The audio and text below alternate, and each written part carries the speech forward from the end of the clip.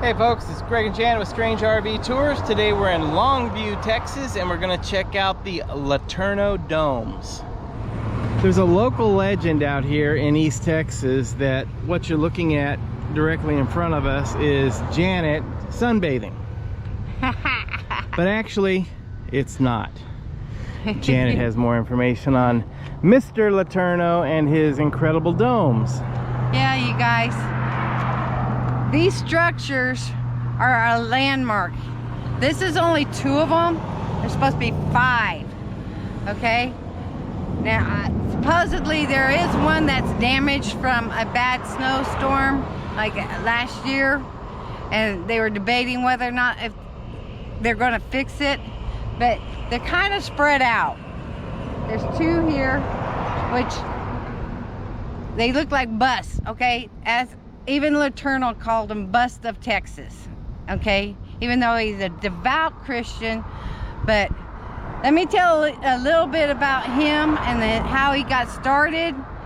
But you can see these are amazing, you guys, just amazing.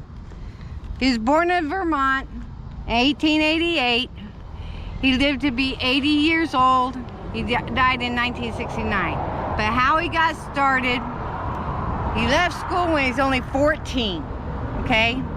And he was working with like agriculture and stuff. Like his first day, he had to move a whole bunch of dirt by hand. He was trying to find an easier way to move the dirt. So that's how he kind of got started with all this.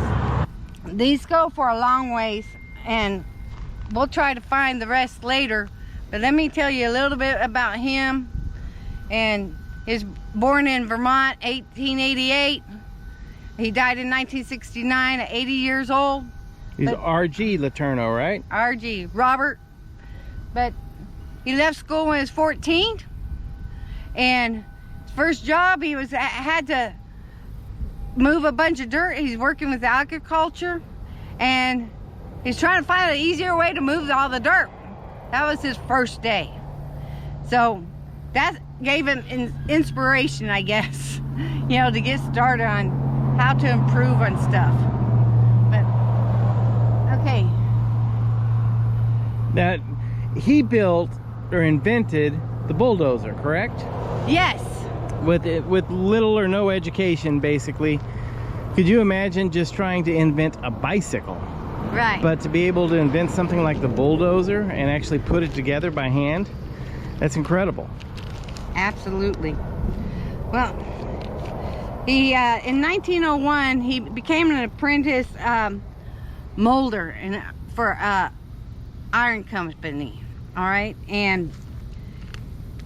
but then he went and worked in California. He moved from Vermont to San Francisco, down to the naval station, and started working with them, and actually learned to weld, and did odd jobs along with that, with some farming, construction, automotive stuff, and met his wife and married her in 1917. Her name was Evelyn, and very Christian, very devout. When he got out of the Navy service, his pastor told him, well, you need to be either in missionary work or, you know, something with the church.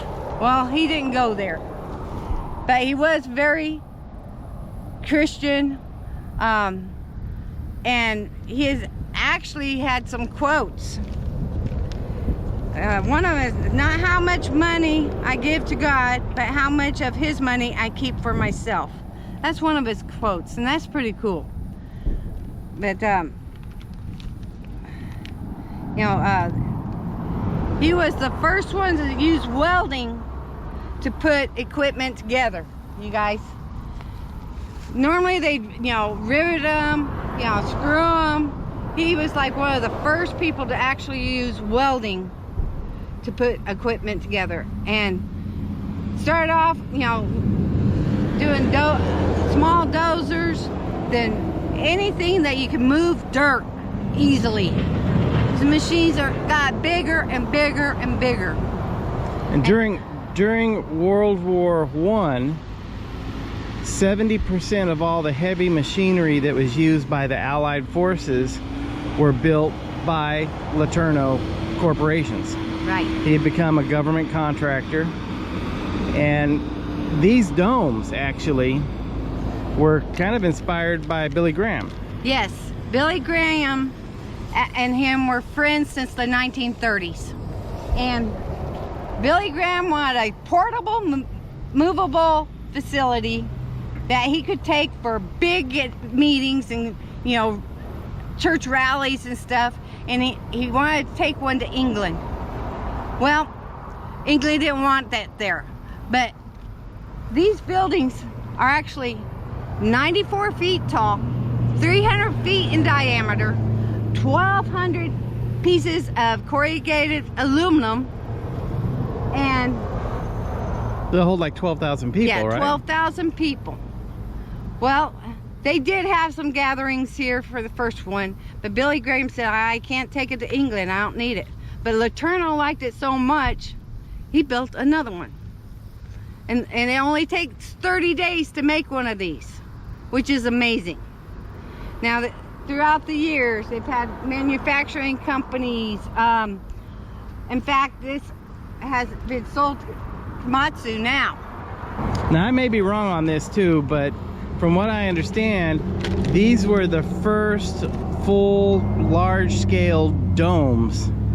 You know, you see domed roofs on like state capitals and things like this, but these were the first large full-scale domes that could be used for entertainment purposes, for manufacturing purposes. And the way they were built, I've seen photos of the process of building it. There is a large steel cylindrical pipe in the center that attaches to what only looks like a nipple on top. And then the panels come off of the top of that nipple looking thing, just underneath it, in a circular format, and it looks almost like it has a circular I-beam that goes around each set of panels on its way down.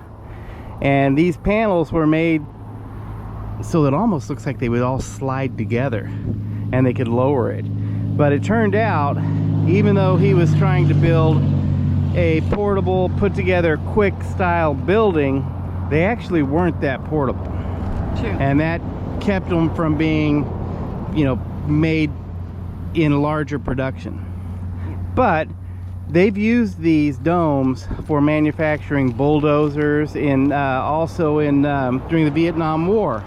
Right here at this location, they produced over 15 million bombs inside of these domes for the Vietnam War.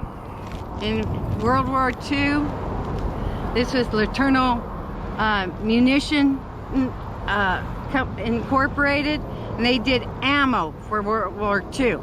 So very involved with the things needed to go to war, and then it was sold to Joy Global, and then now Komatsu's got it. Yes, and Komatsu. They're big. Yeah, they're big, heavy equipment. yeah. Now what they say about the domes, they can hoist big items from those roofs, so they got to be so sturdy and everything. This may be impossible for you guys to see over here, but look at the size of that piece of equipment over there, Jan. Oh, it's standing almost as tall as that building. Yeah, yeah. I mean, this Komatsu built some incredibly large commercial equipment here.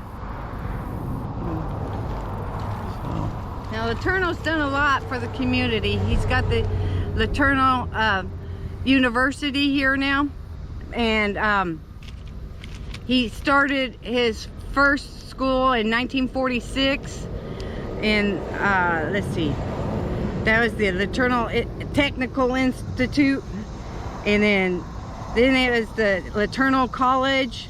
Now it's the Laterno University. But I guess we're going to end up driving around and see if we can see some more. I know if we go around, this facility is acres and acres and acres. But You can see processing. I still can't get over the fact of his first day on the job, he's trying to find a better way of moving dirt.